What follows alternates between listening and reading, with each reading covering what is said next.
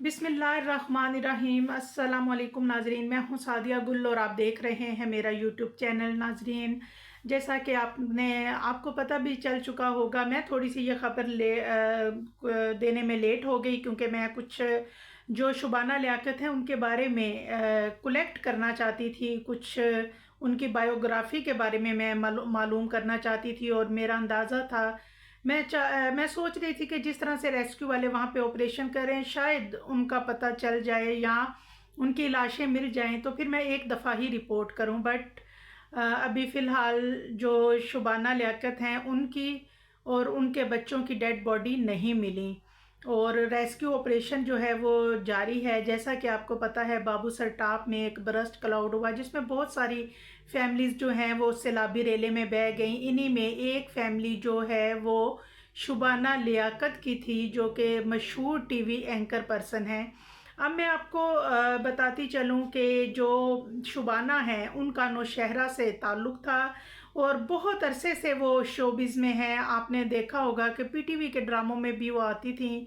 बड़ी खूबसूरत खातून थी, ज़हीन थी, पढ़ी लिखी थी और इनका ताल्लुक़ भी नौशहरा से था। इनके दो भाई थे और दो भाई हैं और एक बहन, और इनके जो वालिदैन हैं उनकी डेथ हो चुकी है और ये एक मिडिल क्लास तबके से इनका ताल्लुक़ है। और नाजरीन, इनके जो पहले हस्बैंड थे, पहले इनकी शादी हुई, इनके हस्बैंड को किसी ने कत्ल कर दिया। उसके बाद पहले हस्बैंड में से इनके 3 बच्चे थे। अब जाहिर है एक खातून है, वो शोबिज़ से बिलोंग करती हैं, तो अकेले उनको बड़े मसाइल का सामना करना पड़ा। लिहाजा फिर उनकी दूसरी शादी हुई उनके मामूजाद लियाकत से।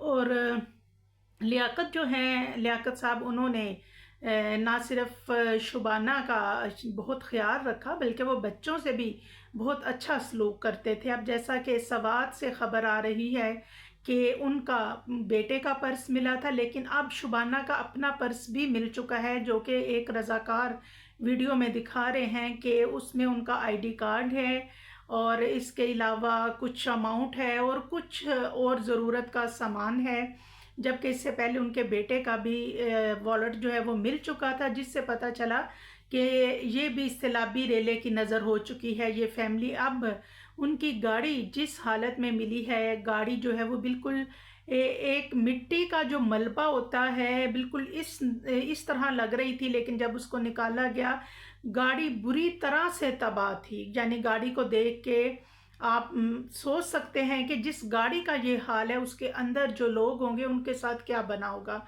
बहरहाल जी, हमारी दुआएं हैं, अल्लाह ताला जल्दी से उनके बारे में जो भी खबर है, अल्लाह ताला उनके लिए आसानियां फरमाएं, क्योंकि ये एक मोजज़ा है अगर ये फैमिली ज़िंदा हुई।